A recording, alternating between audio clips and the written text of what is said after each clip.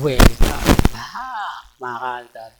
Ito na naman po ang inyong lingkod, si Mr. Destiny. At syempre may bago na naman po tayong pag-uusapan. Marami kasing nagre-react ngayon, marami nagko-komento. Mr. Destiny, imbestigahan mo nga yung kumakalat ngayon.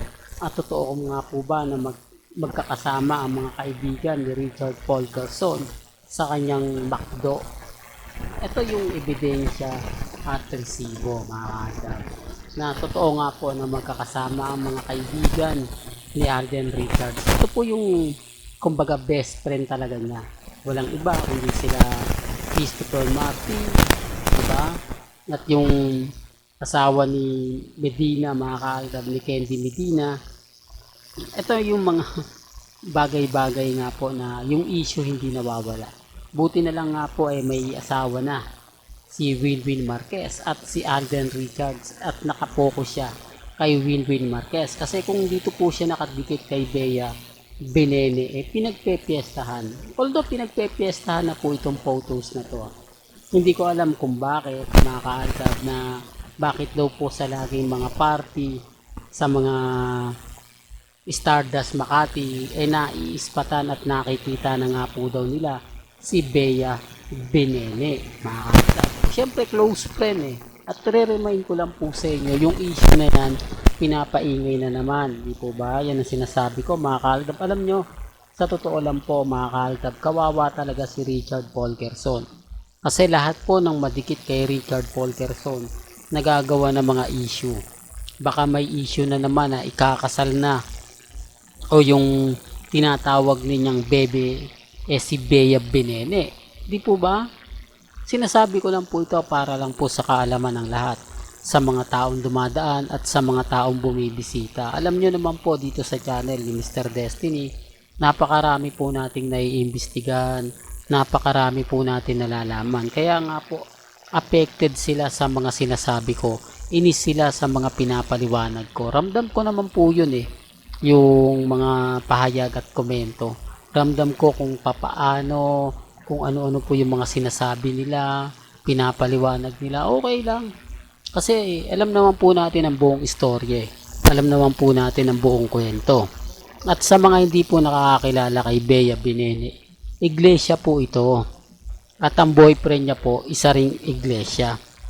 Di po ba? Alam ko, alam din to ng mga Alden fanatics. Kasi ito yung mga panahon ng Conchas Garden sa Tagaytay, sa Quezon City. Talagang madalas po na pumupunta dyan si Bea Benene. At marami naman po sila.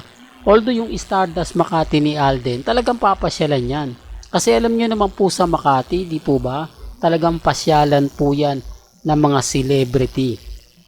Pasyalan po talaga yan ng mga bigating artista.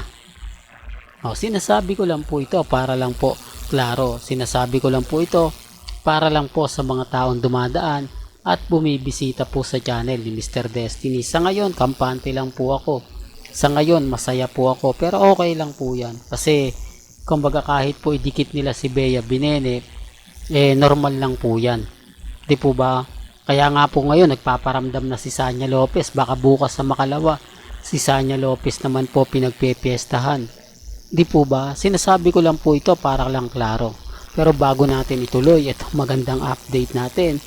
Kung bago ka lang sa channel na to at isa kang true-blooded Aldab Nation na nagmamahal kina Mengay at Tisoy, tama po ang channel na pinuntahan mo, kaya consider na po kitang bagong subscriber. At huwag mong kalimutang i-share ang mga video po natin sa mga mamis, sa mga titas at sa mga senior. Remind ko lang po talaga, kawawa po lagi si Richard Paul Gerson.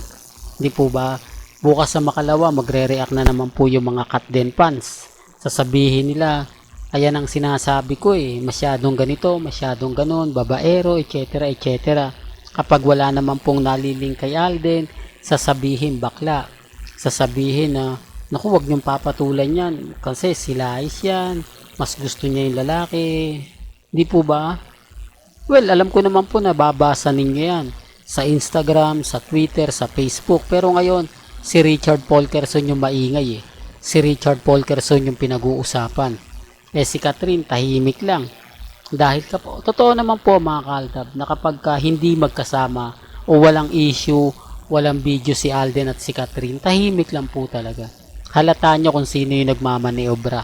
Halata nyo kung sino yung gumagamit. At kitang-kita naman po natin po talaga ang totoong gumagamit kay Richard Polkerson.